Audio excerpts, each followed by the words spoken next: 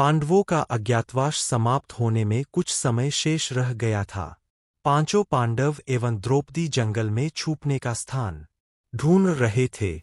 उधर शनिदेव की आकाशमंडल से पांडवों पर नजर पड़ी। शनिदेव के मन विचार आया कि इन पांच में बुद्धिमान कौन है, परीक्षा ली जाए।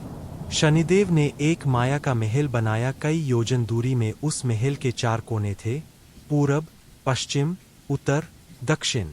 अचानक भीम की नजर महल पर पड़ी और वो आकर्षित हो गया। भीम युधिष्ठिर से बोला, भैया मुझे महल देखना है। भाई ने कहा जाओ।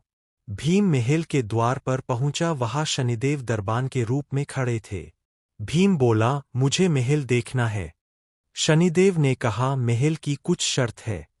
एक शर्त, महल में चार कोने हैं, आप एक ही कोना देख सकते हैं। दो शर्त, महल में जो देखोगे उसकी सार सहित व्याख्या करोगे। तीन शर्त, अगर व्याख्या नहीं कर सके तो कैद कर लिए जाओगे। भीम ने कहा, मैं स्वीकार करता हूं, ऐसा ही होगा। और वह महल के पूर्व छोर की ओर गया। वहां जाकर उसने अद्भुत पशु पक्षी और फूलों एवं फलों से लदे वृक्षों का नजारा देखा। आगे जाकर देखता है कि तीन कुएं हैं, अगल-बगल में छोटे कुएं और बीच में एक बड़ा कुआं। बीच वाला बड़े कुएं में पानी का उफान आता है और दोनों छोटे खाली कुओं को पानी से भर देता है। फिर कुछ देर बाद दोनों छोटे कुओं में उफान आता है तो खाली पड़े बड़े कुएं का पानी आधा रह जाता है। इस क्रिया को भीम कई बार देखता है पर समझ नहीं पाता और लौटकर दरबान के पास आता है। दरबान, क्या देखा आपने?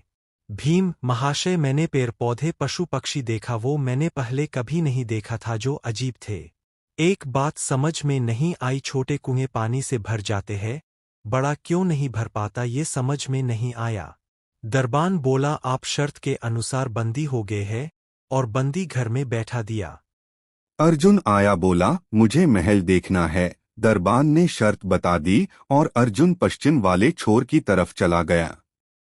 आगे जाकर अर्जुन क्या देखता है? एक खेत में दो फसल उग रही थी, एक तरफ बाजरे की फसल, दूसरी तरफ मक्का की फसल। बाजरे के पौधे से मक्का निकल रही तथा मक्का के पौधे से बाजरी निकल रही।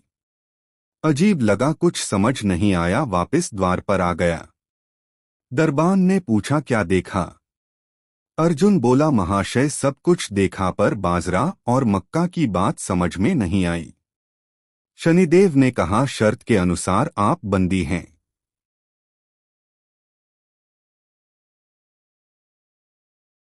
नकुल आया, बोला मुझे महल देखना है। शनिदेव ने कहा, महल की कुछ शर्त है। एक शर्त, महल में चार कोने हैं, आप एक ही कोना देख सकते हैं। दो शर्त, महल में जो देखोगे उसकी सार सहित व्याख्या करोगे। तीन शर्त, अगर व्याख्या नहीं कर सके तो कैद कर लिए जाओगे। नकुल ने कहा, मैं स्वीकार करता हूं, ऐसा ही होगा। फिर वह उत्तर दिशा की ओर गया। वहां उसने देखा कि बहुत सारी सफेद गायें जब उनको भूख लगती है तो अपनी छोटी बच्चियों का दूध पीती है। उसे कुछ समझ नहीं आया, द्वार पर आया। शनिदेव ने पूछा, क्या देखा? महाशय, नकुल बोला, गाय बच्चियों का दूध पीती है, ये समझ नहीं आया। यह समझ नहीं आया, तब उसे भी बंदी बना लिया। अब आगे की कहानी नेक्स्ट पार्ट में।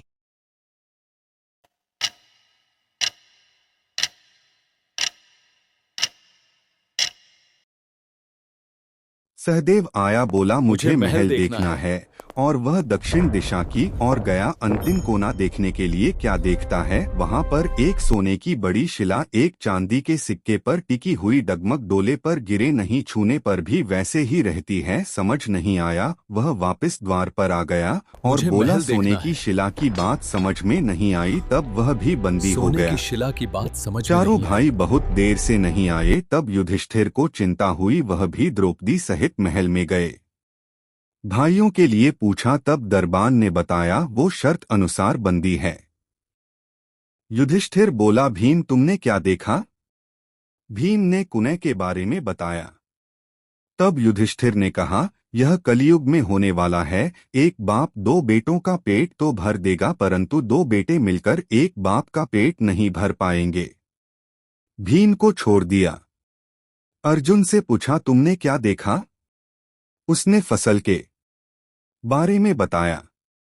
युधिष्ठिर ने कहा, यह भी कलयुग में होने वाला है।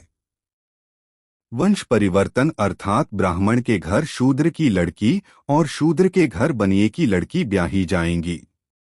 अर्जुन भी छूट गया। नकुल से पूछा, तुमने क्या देखा? तब उसने गाय का वृतांत बताया।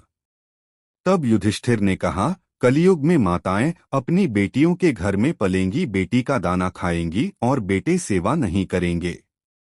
तब नकुल भी छूट गया।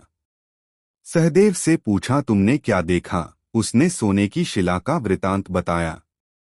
तब युधिष्ठिर बोले, कलयुग में पाप धर्म को दबाता रहेगा, परंतु धर्म फिर भी जिंदा रहेगा, खत्म नहीं होगा। आज के कलयुग में यह सारी बातें सच साबित हो रही है।